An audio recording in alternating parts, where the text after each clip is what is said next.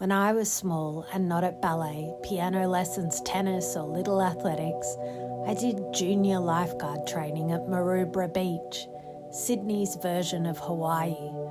The waves here don't just roll in, they arrive with purpose.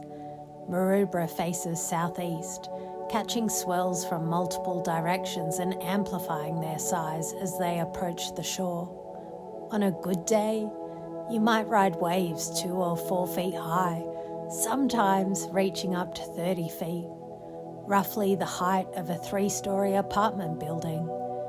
You quickly learn 2 things. 1, you must swim like your life depends on it, because it does. And 2, you probably need a screw loose in your head to even think about riding a big wave.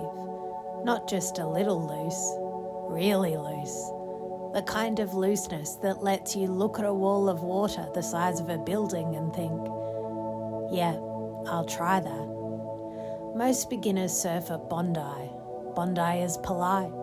Waves break evenly, forgiving mistakes, giving the illusion of control. Tamarama and Bronte are trickier, but Maroubra doesn't care about your ego, your skill, your childhood dreams.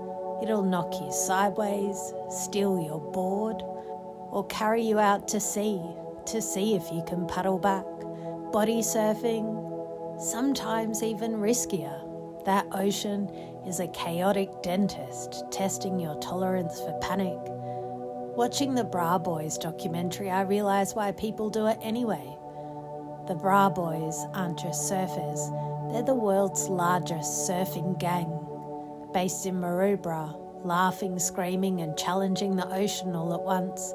They treat Maroubra like a dangerous dance partner. Respect it, fear it, maybe lose your mind a little, and somehow they emerge exhilarated, alive and full of stories worth retelling. When you start thinking bigger, far beyond Maroubra, Garrett McNamara on the shore of Nazaré, Portugal, 2011, staring at a wall of water taller than a 10-story building. He takes a deep breath and is towed into the wave and is suddenly inside a skyscraper of liquid glass. Seconds feel like hours, the force threatening to crush him, and yet he emerges drenched, breathless, alive, 100-foot monster conquered. Rodrigo Kosaha paddles into the same theatre of chaos, shadows the liquid of mountains rolling towards him. He drops into an 80 to 100 feet tall, feeling both tiny and infinite. When he emerges victorious, the world knows courage can be written. Then there's Maya Gabeira, who faced skepticism all her life. Women weren't supposed to surf waves like Nazaré. In 2018, she paddled into a 73.5-foot wall of Atlantic fury. The wind whipped, the ocean tried to swallow her. But she moved with grace, fighting fear and fatigue, and when she emerged, the world cheered, not for her gender, but for her unyielding courage. Kay Lenny, the maverick, paddled into Jaws, Hawaii, a place where waves hit like falling skyscrapers. Every drop demanded perfect focus. One mistake could be fatal. Yet he danced along the crest, body and mind in harmony with chaos, emerging alive, smiling, knowing he had touched the edge of human daring. And finally, Andrew Cotton approached Nazaré like a warrior preparing for battle. Waves tossed aside smaller surfers with ease. He dropped into a monster that dwarfed everything he had seen. Time slowed, fear surged, but his skill kept him upright. A wave carried him like a hurricane and spat him out, leaving him shaken, exhilarated, alive. A living testament to what humans can survive when daring meets the ocean's wrath. And when I think back to Maroubra, Sydney's version of Hawaii, no skyscraper waves, not quite Nazaré, but chaos enough to test a child's courage. On big days, The waves reach 30 feet, about 3 stories high, roughly the height of a modest apartment building. Standing on that sand, feeling the pull of the ocean and imagining the sheer power behind each swell, I understood.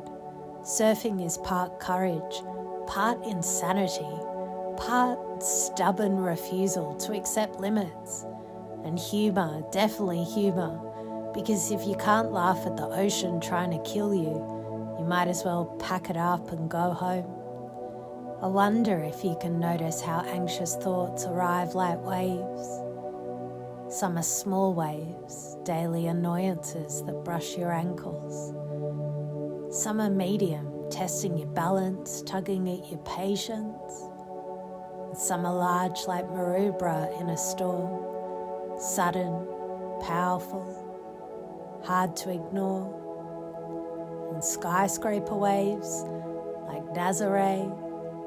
Those are the overwhelming fears, the life-altering moments. Each one carries energy, force, and a demand for your attention. And you can allow yourself to simply notice this pattern. You don't need to fight every wave. You can observe, breathe, and prepare. You can allow yourself to feel calm and in control as you ride through each wave of thought.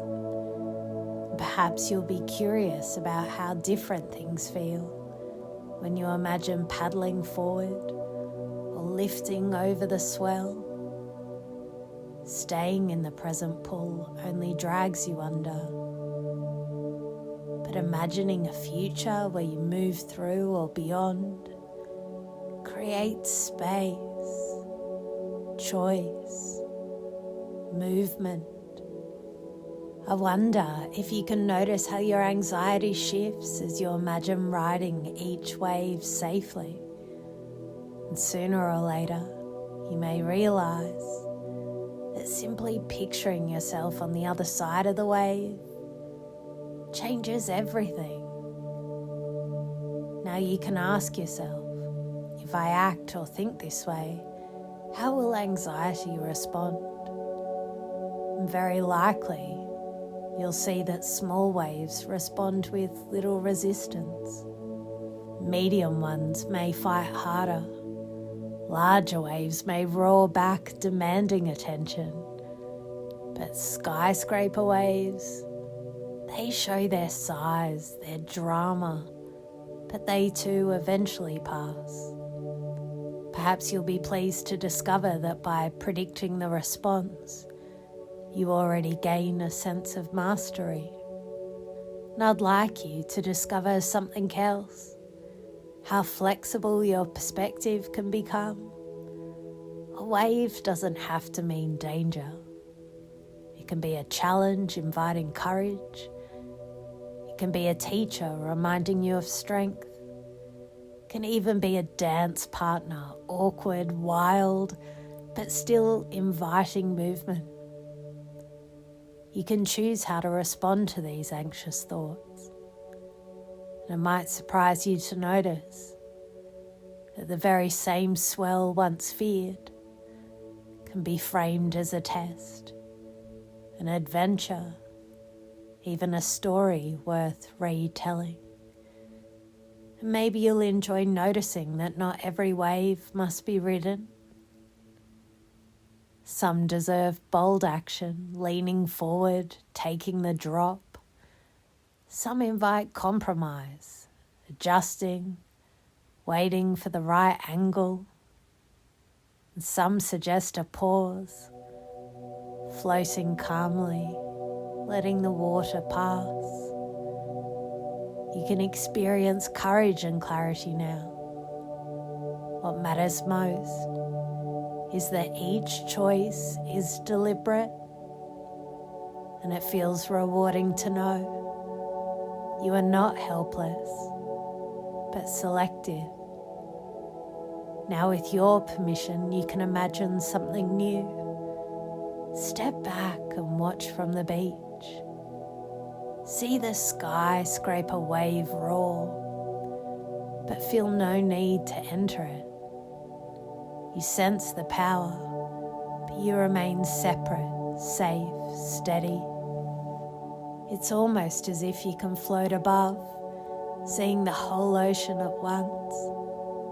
Every wave, every surge, yet untouched.